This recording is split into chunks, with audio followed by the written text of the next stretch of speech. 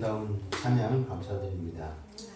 정말 오랜만에 악기를 피아노 외에 다른 악기를 듣게 돼서 참 좋습니다. 종종 들려주시면 감사하겠습니다.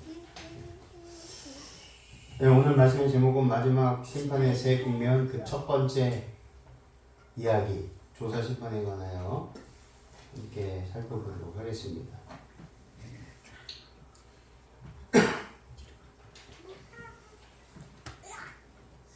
베드로전서 4장 17절 18절 말씀입니다.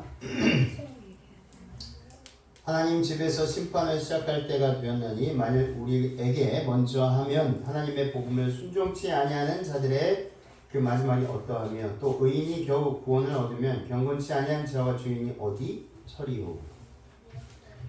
고린도후서 5장 10절 보겠습니다. 이는 우리가 다 반드시 그리스도의 심판대 앞에 드러나 각각 선악간에 그 몸으로 행한 것을 따라받으려 함이라. 마태복음 12장 36절 37절입니다. 내가 너희에게 이르노니 사람이 무슨 무익한 말을 하든지 심판날에 이에 대하여 신문을 받으리니 내 말로 의롭다함을 받고 내 말로 정죄함을 받으리라. 우선 이 새 성경절을 우리가 살펴보았는데요. 이 성경 본문들에는 심판의 한 과정으로서 조사 또는 심사하는 일이 있을 것이 명시되어 있습니다. 이러한 심판의 과정이 예수님의 재림 이전에 있게 될 것이기 때문에 이것을 재림 전 심판이라고 일컫습니다. 네, 이 심판은 성경에 이미 지시되어 있는 것을 체계화하고 거기에 적합한 명칭을 붙인 것인데 성경에 없는 개념을 재림교회가 지어냈다고 하는 것은 성경을 펴보지도 않고 문자 그대로 덮어놓고 반대하는 행위라고 생각합니다. 이것을 치명적 오류라고 일컫는 것은 성경의 중요한 부분을 그렇게 비난하는 것과 마찬가지라고 생각을 하기 때문이죠.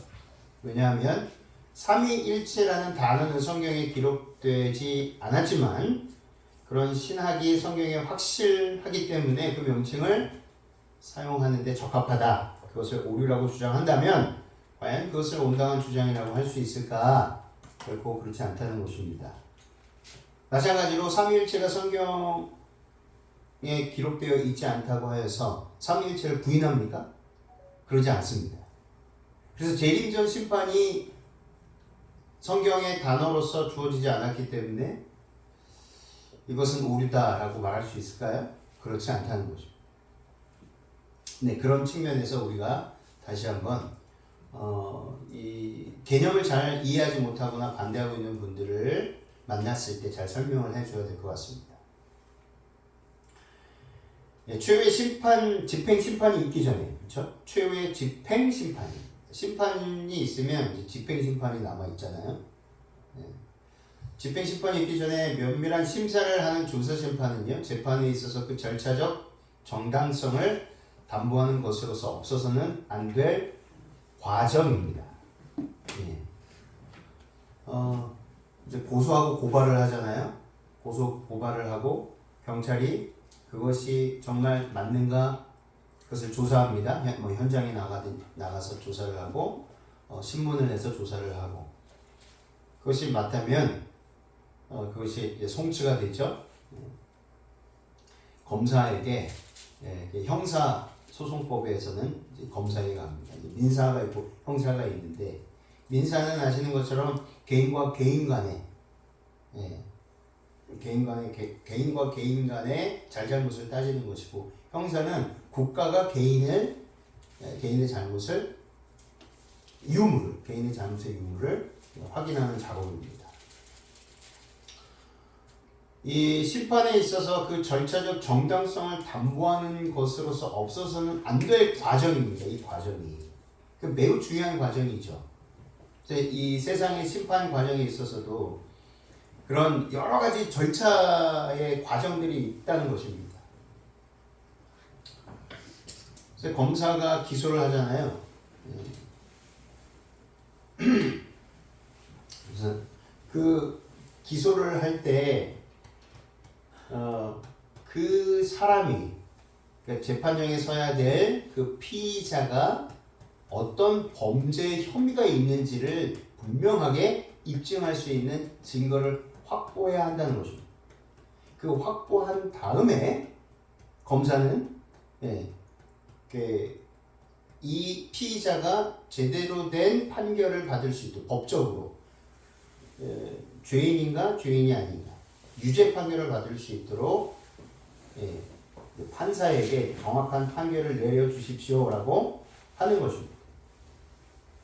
마찬가지로 하늘 법정에서도 이 죄인이 정말 회개하였는가 회개하지 않았는가 또 예수 그리스도의 보혈의 피로 거룩하게 믿음으로 거룩하게 된 그 죄인이 정말 그 죄로부터 벗어났는가 그런 심사, 심의, 그런 조사 과정이 필요하다는 것입니다.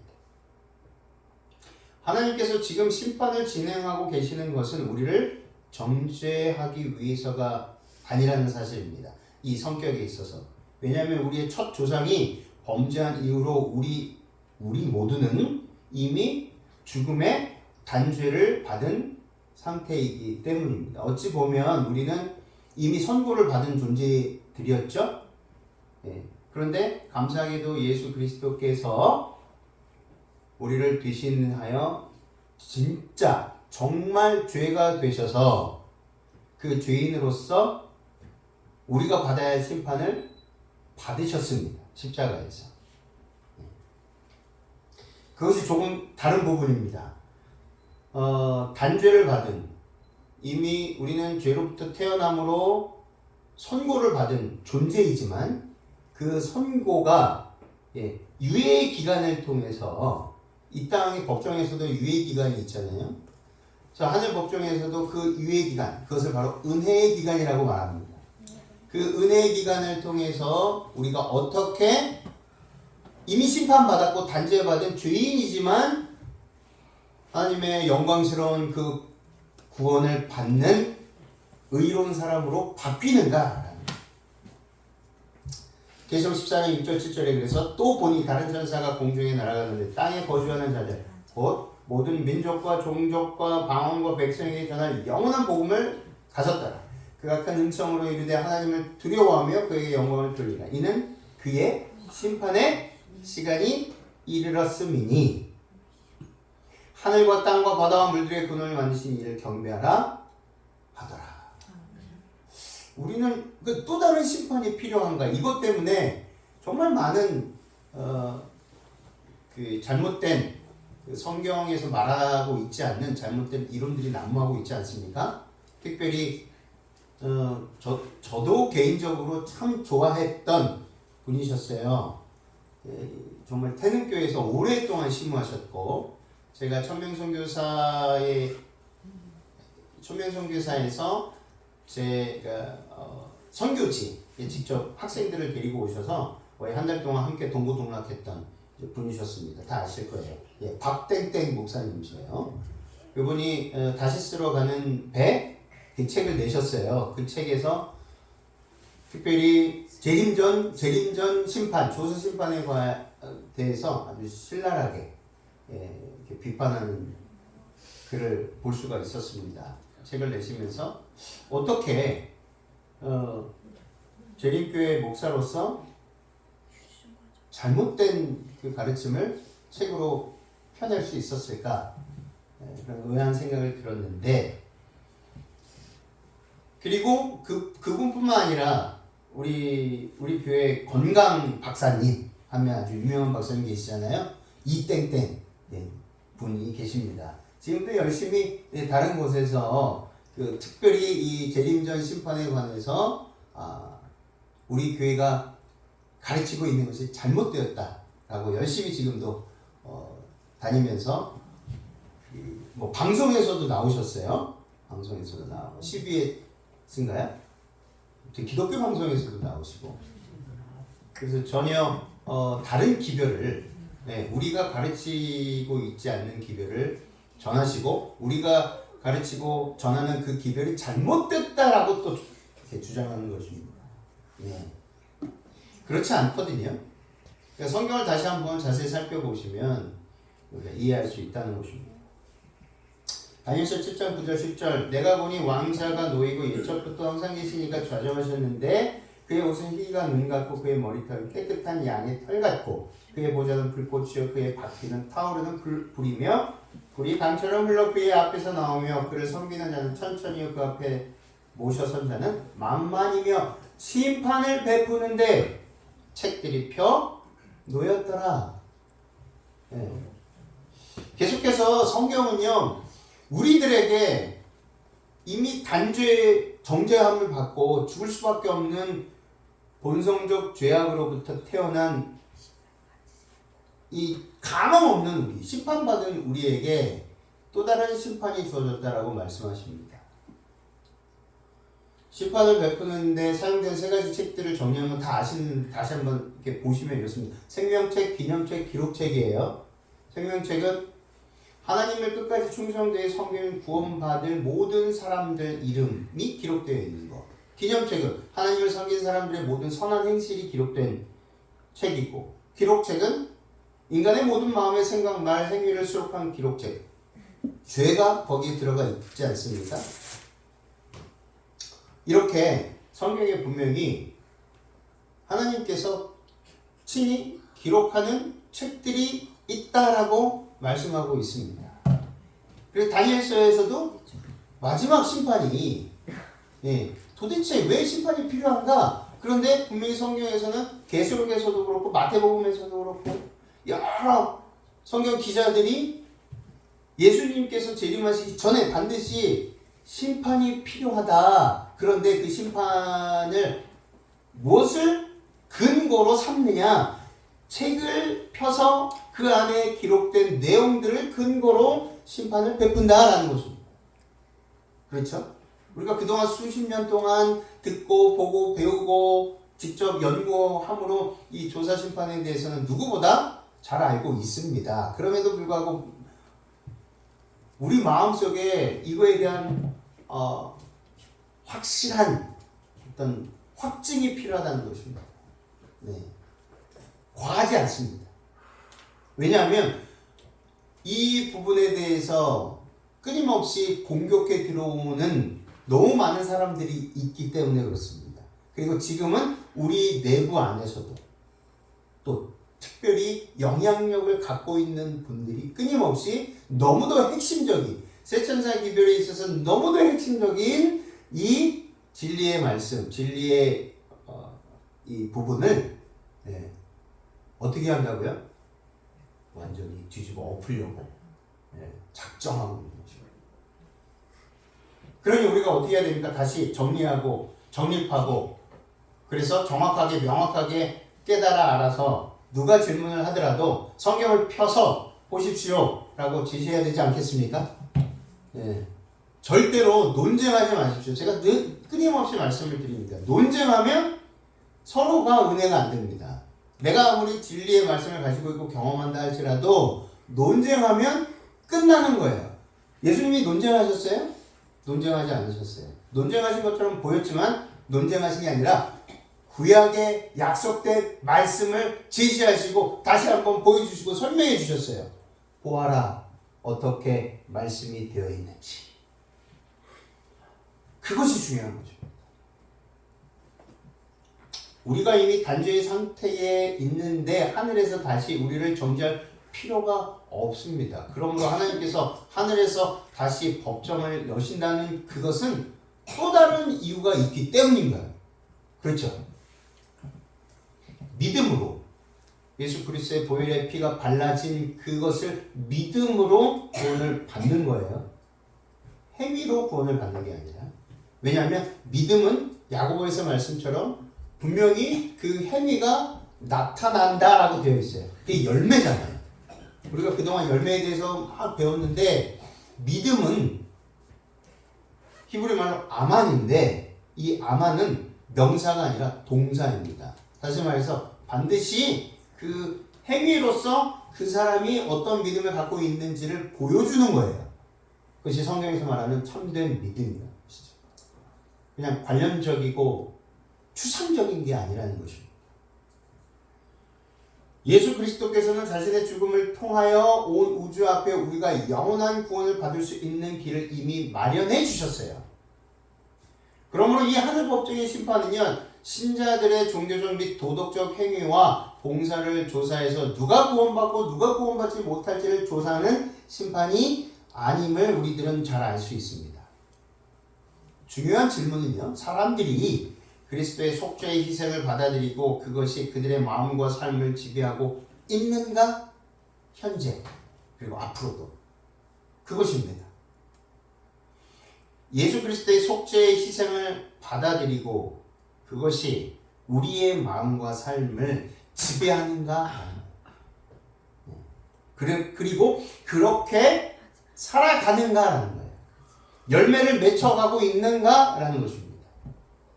그게 핵심입니다. 열매를 맺혀가고 있는가? 그리스도께서 우리에게 보여주신 그 사랑이 우리의 삶 속에 있는가라는 것이에요. 죄를 지은 악한 천사들은 천국에서 쫓겨나고 죄를 지은 사람들은 천국에 들어간다면 이는 하나님의 공의와 관련된 신정론, 다시 말해 이 신정론은 신의 정당함을 주장하는 이론입니다. 하나님께서 우리를 구원하심에 있어서 정말 의로우신가? 그 방법이 합당한가라는 거예요. 그게 신정론이에요. 그래서 하나님의 공의와 관련된 이 신정론적 문제를 야기시킵니다. 일으킵니다. 그러므로 다니엘서에서 심판을 베풀면서 심판을 위한 책들을 펴신 것은요, 하나님의 공의를 천사들과 온 우주의 거민들에게 보여주는 것을 의미합니다. 추가해서 하나 더 추가해서 무엇입니까? 이 부분이 중요하죠. 온 우주에 있는 천사들과 거민들과 악한 천사들과 루스벨에게까지 하나님께서 우리를 죄인들을 구원해 내신 그 방법이 옳다는 것이 우리를 포함해서 온 우주에 있는 하나님의 피조물, 악한 천사들까지 하나님의 피조물에게 정확하고 명확하게 전달되는 것입니다. 네. 이 땅에 이 법정에서도 그렇잖아요. 네. 이 사람이 혐의가 있다고 해서 무조건 기소되는 게 아니에요. 근데 안타깝게도 우리나라는 너무 그게 아시는 것처럼 막 어쩔 때는 혐의를 막 만들어내서 그게 문제잖아요. 근데 그게 정말 혐의가 사실인지 사실이 아닌지를 조사하는 게 반드시 필요하지 않습니까? 예. 억울한 피의자도 있어요. 나는 사실은 피의자다. 근데 저 사람이 나를 모함해서 내가 피의자가 된 것이다. 라는 사람들이 많아요, 적어요? 많습니다. 우리나라 역사를 이렇게 뒤돌아봐도 어떤 분은요, 한 40년, 50년 만에 자신이 무죄라는 것이 밝혀진 분들도 굉장히 많이 있어요. 그 억울함을 50년 동안 억울함을 누가 풀어줄 거예요? 누가 배상해 줄 겁니까? 누굽니까? 나라가, 국가가 해줘야 돼요. 그리고 그것을 마음대로 기소한 그 공무원이죠. 그 사람이 완전히 재판을 받아야 되는 거죠. 근데 이상하게 거꾸로 이렇게 흘러가는 경우가 너무 많아서 그게 문제이지 않습니까? 지금 현재도 그렇고.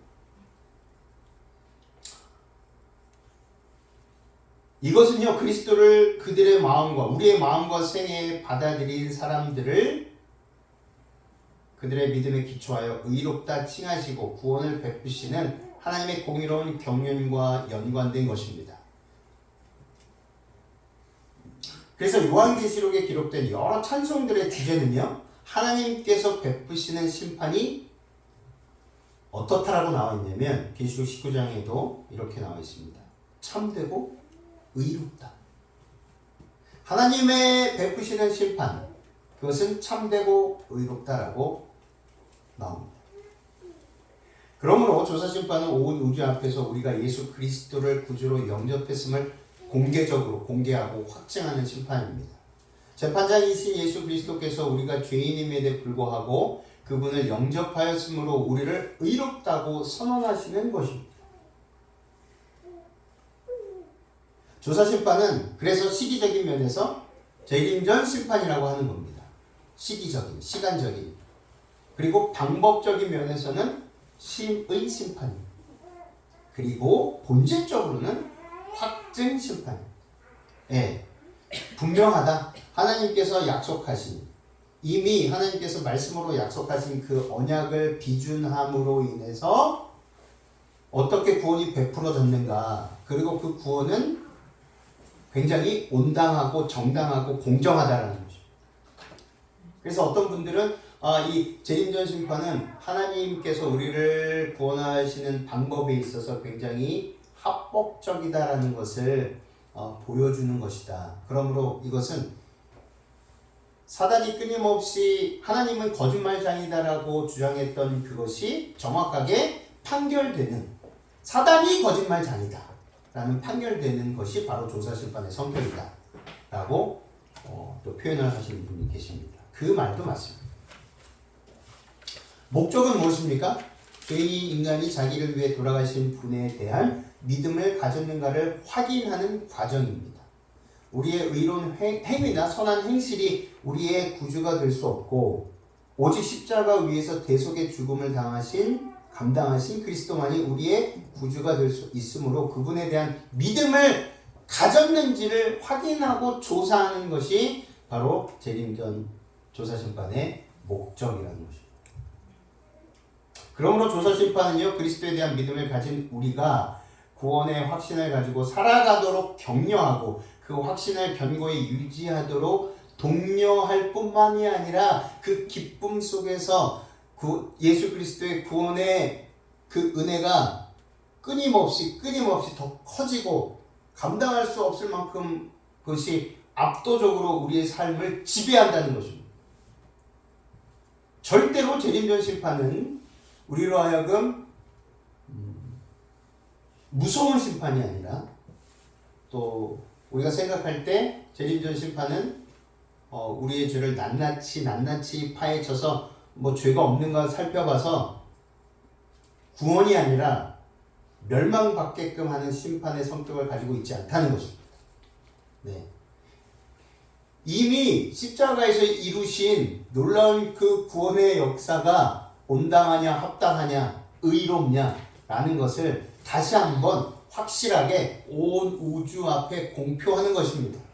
그래야 다시는 이 지구에 뿐만 아니라 이 우주에 무엇이 들어오지 않기 때문에 들어오면 안 되기 때문에 죄가 들어오면 안 되기 때문에 확실하게 그래서 사단 자신도 마지막 때에 이 조사 심판을 통해서 뭐라고 고백합니까? 하나님의 심판이 의로우십니다 라고 고백한다라고 하셨습니다. 이제는 더 이상 사단이 우리를 함부로 기소할 수 없는 거예요.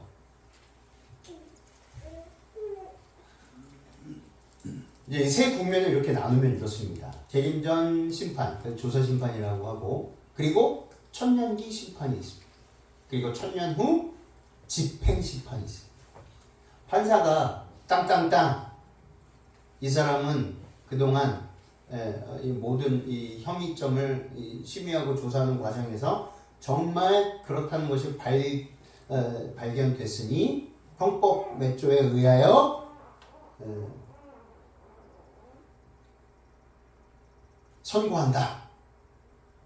그래서 뭐 벌금형 얼마 또는 실질적으로 뭐 구류나 또 실질적으로 이제 감옥에 갇히는 그런 형이 이제 선고가 되잖아요.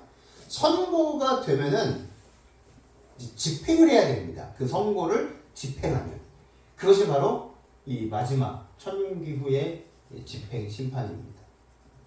시기는 재림전 조사 심판의 시기는 예수님 재림 전이고요. 대상은 하나님의 백성이라고 공언하는 모든 자들이에요. 그리고 함께는 그 작은 뿔, 교황청입니다. 법왕. 목적은요, 용서받은 죄인은 옹호받고 작은 뿔을 정죄하기 위함입니다.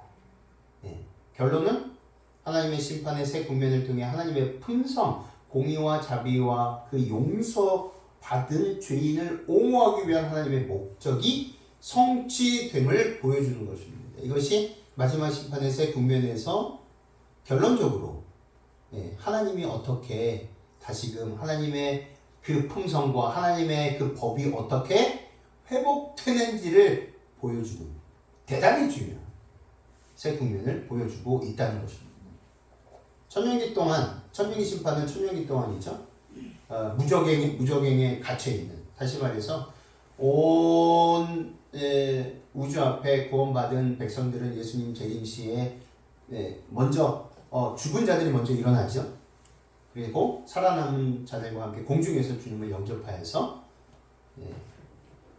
이제 예수님과 함께 천년 동안 우리가 어떻게 구원받았는지에 대해서 여행을 하면서 공부를 하고 다시 할렐루야 찬양을 합니다. 그 천년 동안 정죄받은 죄인들과 타락한 천사들이 이 지구에 갇혀 있죠.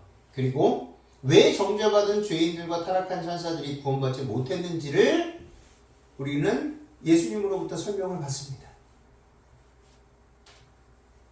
그리고 이제 천년 후에 새 예루살렘 성과 함께 우리가 예수님과 함께 이 땅에 다 도착할 때 사탄과 그의 사자들, 구원받지 못한 자들이 최종적으로 완전히 소멸되는 것을 보게 되는 것, 그것이 집행 심판인 것입니다.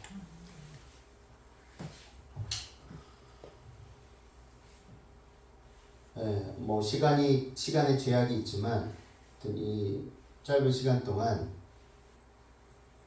우리가 이해하고 있는 재림전 심판, 천년기 전 심판, 조사 심판에 대해서 더 확실하게 살펴보도록 하겠습니다.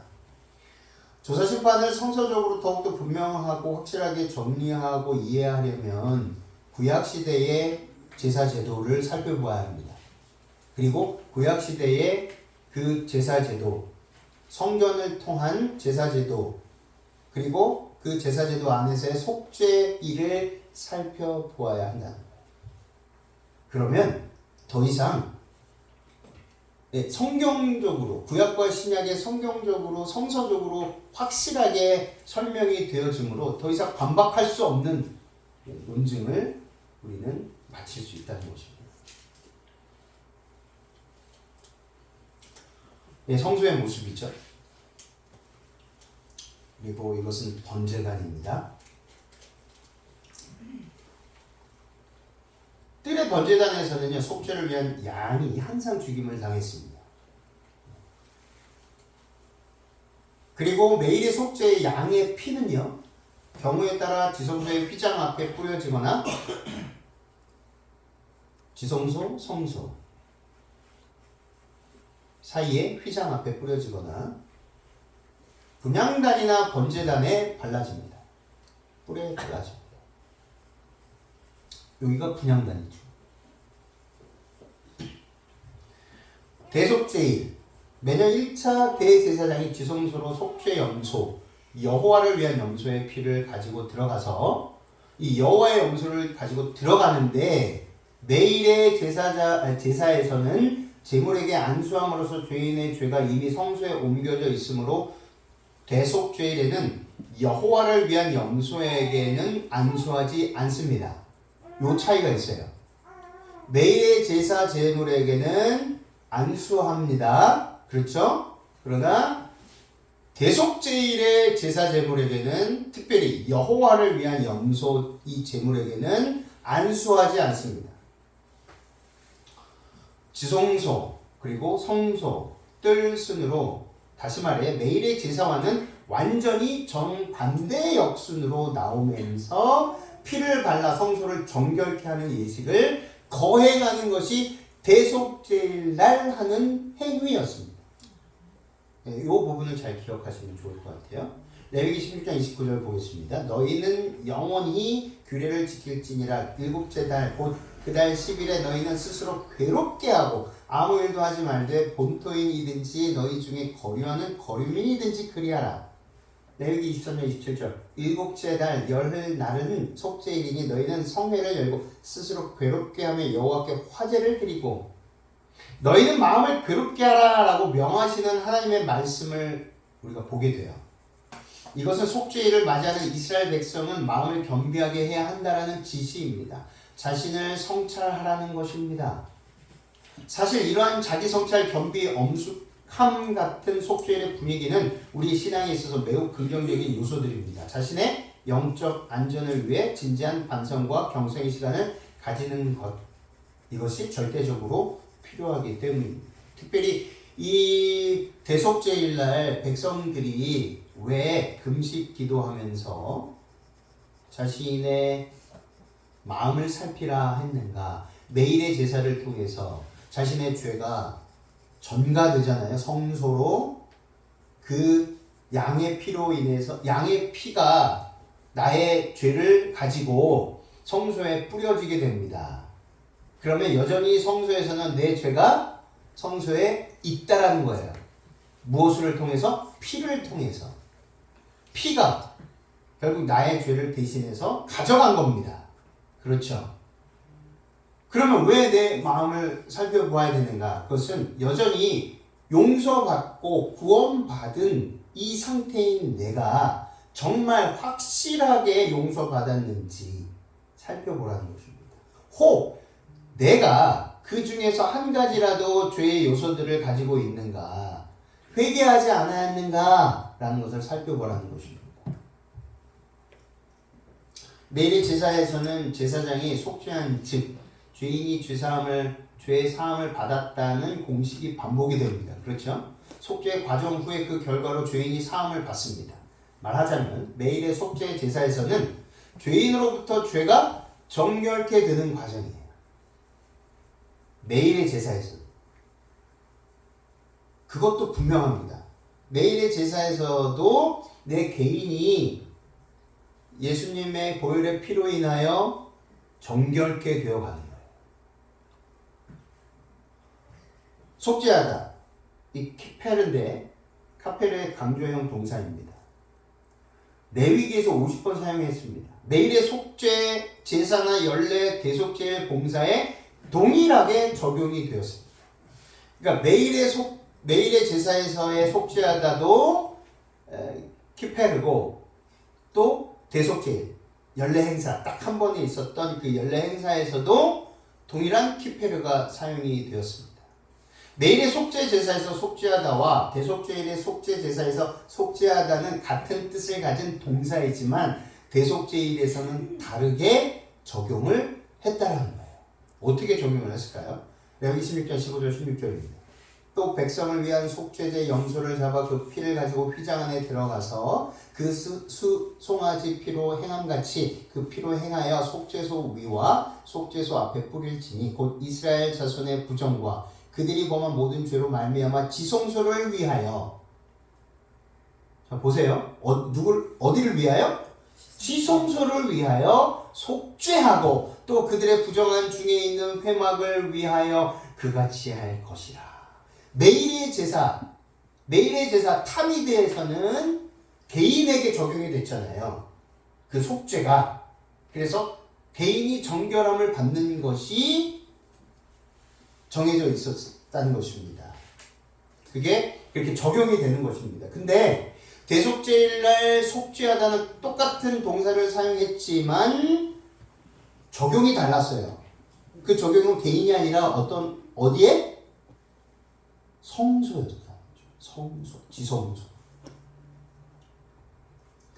레위기 16장 18절 20절 그는 여호와 앞 제단으로 나와 그것 제단을 위하여 속죄할지니 곧 그 숫송아지의 피와 염소의 피를 가져다가 제단 귀퉁이 뿔들에 바르고 또 손가락으로 그 피를 그 위에 7번 뿌려 이스라엘 자손의 부정에서 제단을 성결하게 할 것이요 그 지성소와 회막과 제단을 위하여 속죄하기를 마친 후에 살아있는 염소를 들이되 성소 전체가 정결함을 받는 때가 바로 1년에 한 번 있었던 대속죄일 날이었다는 것입니다. 이제 이해하시겠죠? 매일의 제사에서는 누가? 죄인인 내가 정결함을 받는 것이고 대속죄일 날은 누가가 아니죠. 그 대상이 어떤 것이다? 바로 하나님의 거룩한 성소였다는 거예요. 그래서 매일의 제사에서는 죄인을 속죄하지만 대속죄일에는 지성소와 회막과 뜰의 단을 위해 속죄해야만 했습니다. 1년 동안 이스라엘 자손이 범한 죄와 부정을 인하여 부정한 중에 있는 성소를 정결케 한다라고 되어 있어요. 이거는 누구도 반박할 수 없는 진리의 말씀입니다. 구약에 분명하게 나와 있는 제사 제도였습니다. 성소의 각 부분을 속죄한 결과로 바로 정결하다. 다 해야 해요. 매일 속죄의 결과는 죄인의 용서이고 대속죄일의 제사의 결과는 성소의 정결이었다는 것입니다. 2300주야의 예언을 말씀하시면서 이것은 성소가 정결케 되리니 다니엘서에 나와 있는 이 말씀의 근거가 바로 제사 제도 안에 있었다는 거예요. 그런 근거 없이 다니엘에게 이런 말씀을 주셨을까요? 그렇지 않다는 것입니다. 레위기 16장 23절 24절 아론은 회막에 들어가 지성소에 들어갈 때 입었던 세마포 옷을 벗어 거기 두고 거룩한 곳에서 물로 그의 몸을 씻고 자기 옷을 입고 나와서 자기의 번제와 백성의 번제를 드려 자기와 백성을 위하여 속죄하고 30절 이 날에 너희를 위하여 속죄하여 너희를 정결하게 하리니 너희의 모든 죄에서 너희가 여호와 앞에 정결하리라. 그래서 구원과 속죄의 모든 국면은 십자가의 피에 근간을 두고 행해진다는 것입니다. 십자가를 상징하는 번제단에서 죽임을 당한 속죄양의 피가 흘려지고 그 흘려진 피로서 속죄가 끝난 것이 아니었다는 것입니다. 속죄를 위한 절차가 남아 있었다는 거예요.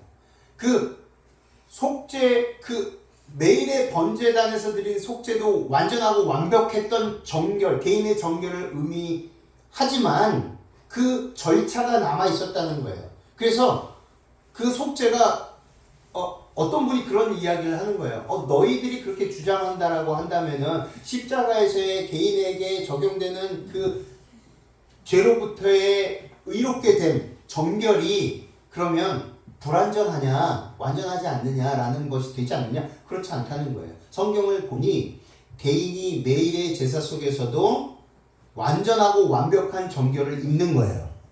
그렇죠. 예, 이따가 확인해 보겠습니다. 그것이 히브리서에 나옵니다. 예.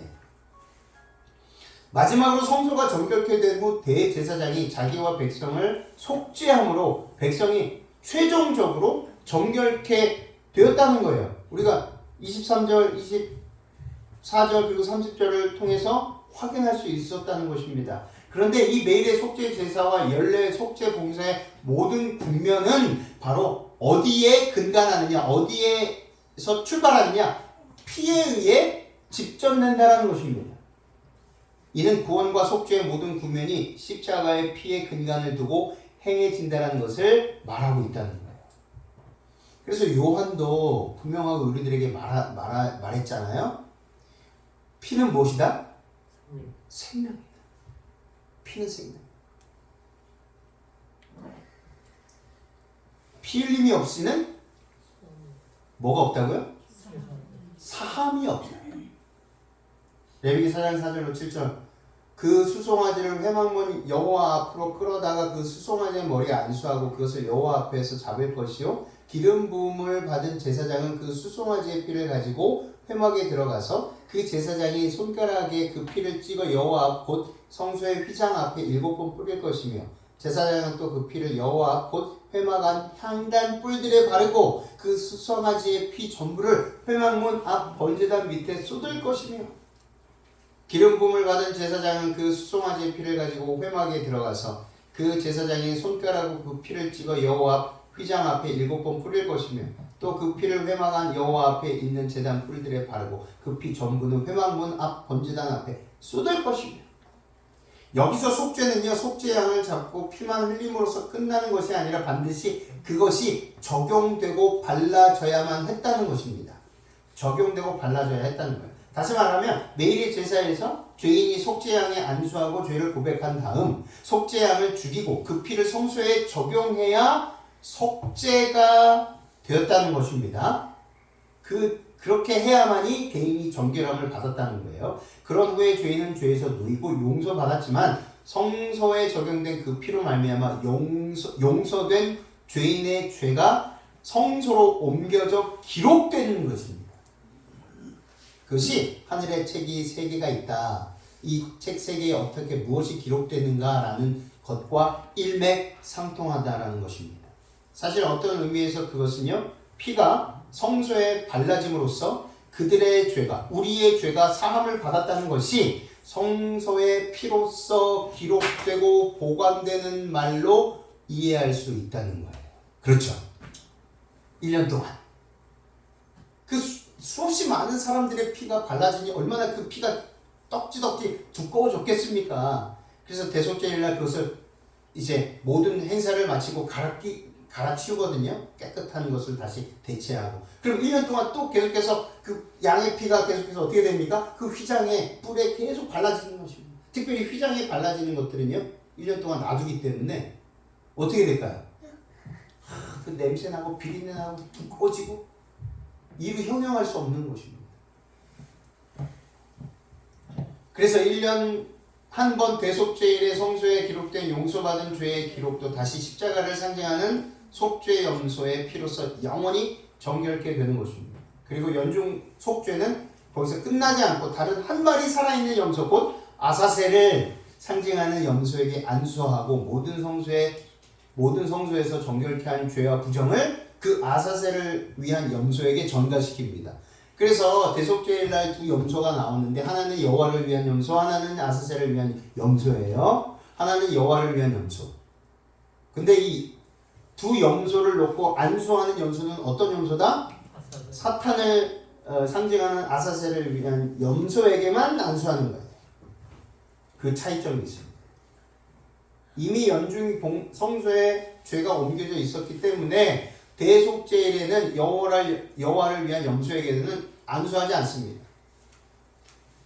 그래서 피로써 성소를 정결케 하는 의식만 남아있고 성소에서 정결케 된 죄를 아사셀 염소에게 전가시키기 위해 그 염소에게 안수하는 것을 주목해야 한다는 것입니다. 그래서 아사셀 염소에게도 속죄하다라는 말이 적용이 되는 거예요. 전가된다. 아사셀을 위하여 제비 뽑은 염소는 산채로 여호와 앞에 두었다가 그것으로 속죄하고 아사셀을 위하여 광야로 보낼지니라.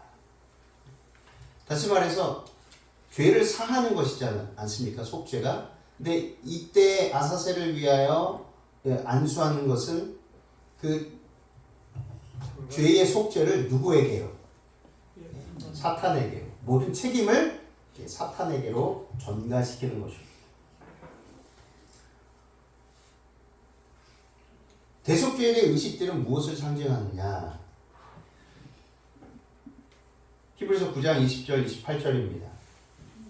율법을 따라 거의 모든 물건이 피로써 정결하게 되나니 피 흘림이 없은즉 사함이 없느니라. 그러므로 하늘에 있는 것들의 모형은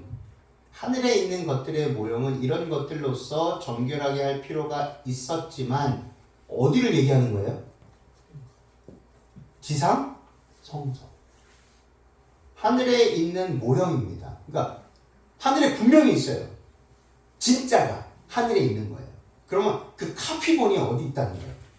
지상 땅에 있다는 거예요. 모세를 통해서 만들으라고 했던 것이. 근데 모형은 이런 것들로서 정결하게 할 필요가 있었어요.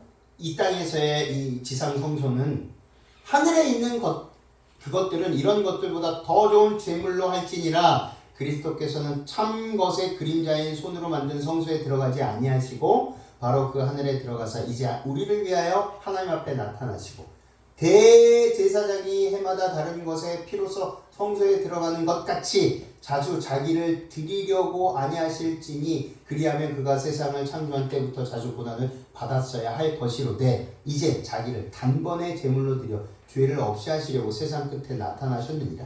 한 번 죽는 것은 사람에게 정해진 것이요 그 후에는 심판이 있으리니 이와 같이 그리스도도 많은 사람의 죄를 담당하시려고 단번에 들이신 바 되셨고 구원에 이르게 하기 위하여 죄와 상관없이 자기를 벌하는 자들에게 두 번째 나타나시리라. 예. 분명하지 않습니까? 또 6장 19절 20절 보겠습니다. 히브리서 우리가 이 소망에 있는 것은 영혼의 닷 같아서 튼튼하고 견고하여 휘장 안에 들어가라니 그리로 앞서가신 예수께서 멜기세덱의 관찰을 쫓아 영원히 무엇이 되었다? 대제사장이 되어. 네. 이 히브리 9장에서는요. 당신 자신이 어린 양으로 나오고 히브리서 9장에서는 당신 자신이 대제사장으로 나오십니다. 왜냐하면 참것의 그림자이시. 참것의 그림자가 하늘 성소였습니다. 이 하늘 성소에서의 모든 제사 제도가 이제 마칠 수밖에 없었던 것이 실체이신 하늘 성소이시고 실체이신 예수 그리스도께서 이 땅에 오심으로, 그리고 십자가에서의 모든 죄의 심판을 종결하심으로 뭐 하셨습니까? 이 땅에서의 제사 제도의 모든 그 절차와 방법들 그리고 행위들은 맞춰지는 것입니다. 히브리서는 그것을 이야기하고 있습니다. 그래서 대쟁투 421쪽은 이렇게 그 부분을 명확하게 설명해 주고 있습니다. 구약시대의 백성들의 죄가 믿음으로 말미암아 속죄 제물에게로 옮겨지고 그 제물의 피를 통하여 죄는 상징적으로 다시 성소로 옮겨졌던 것처럼 새 언약이 새롭게 만들어진 언약이 아니죠. 원래 있었던 그 언약이 우리가 너무 이해하지를 못함으로 인해서 새롭게 그 부분을 다시 설명해 주는 그 과정을 새 언약이라고 하는 것입니다. 새 언약이라고 해서 옛 언약이 폐해졌다? 그렇지 않습니다.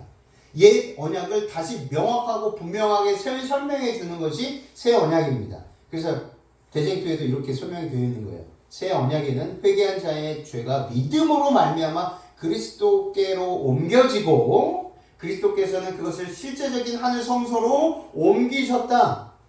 이 지상에서 했던 행위랑 똑같아요? 틀려요? 같아요? 다릅니까? 같습니다. 그런데 마치 모형적 지상 성소의 정결이 그것을 더럽혀 왔던 죄를 도말하거나 제거해 버림으로 이루어진다. 모형적 지상 성소의 정결이 그것을 더럽혀 왔던 죄를 도말하거나 제거해 버림으로 이루어지는 것입니다.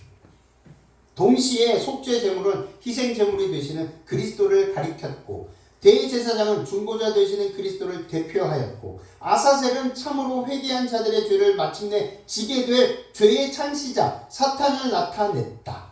대제사장이 속죄 제물의 피의 공로를 통하여 성소에서 죄를 도말했을 때 그는 그것을 아사셀에게 씌워 주었다.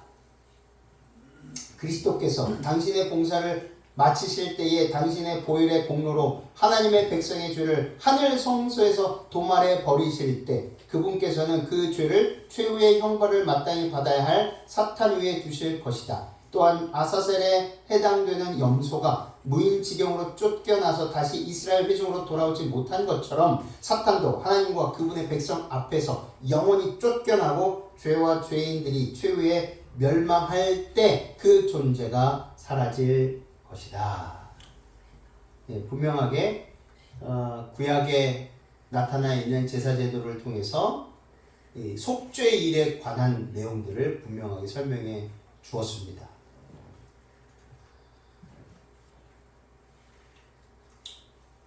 시간이 다 되어서 이제 마치면서 시대소망 761쪽에 사단은 자기가 반역한 후에 하늘에서 추방당했기 때문에 사람들도 하나님의 은총에서 영원히 제거되어야 마땅하다고 주장하였다. 그는 하나님께서 아직도 죄인들에게 은혜를 나타내고 계시므로 그분은 공의로우실 수 없다라고 주장한다. 이 시대소망 다 이루었다 장에서 다 이루었다는 부르짖음은요, 천사들과 타락하지 않은 세계의 깊은 의미를 던져줍니다.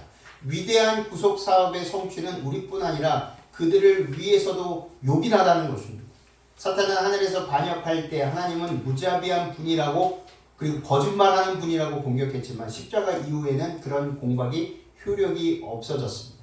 그의 사업이 제한을 받게 되자 그의 전략을 바꾸었다라고 엘렌 와이트는 말하고 있는 것입니다. 그래서 십자가에서 끝낸 일을 왜 다시 재림절 심판 때 거론해야 하는가? 그것은요, 십자가로 말미암아 용서받은 죄인의 의롭게 됨을 우주 앞과 천사들 앞과 하나님의 자비를 공격하는 사탄 앞에서 확증할 뿐만이 아니라 하나님의 그 자비의 공의로움이 입증돼야 되기 때문이라는 것입니다. 우리 이 부분을 서두에서도 설명이 됐고 결론적으로도 이렇게 설명을 드렸지만 그 과정을 우리는 어디를 통해서 알 수 있다고요? 구약의 제사제도를 통해서 분명하게 알 수 있었다는 것입니다. 성소인 것입니다. 성소에서 어떻게 매일의 속죄와 1년에 한 번 있는 대속죄의 속죄를 통해서 우리는 조사 심판이 왜 필요하고 반드시 진행되어야 되는지를, 그리고 우리는 왜 지금 대속죄일의 기간에 살아가고 있는지를 이해할 수 있다는 것입니다.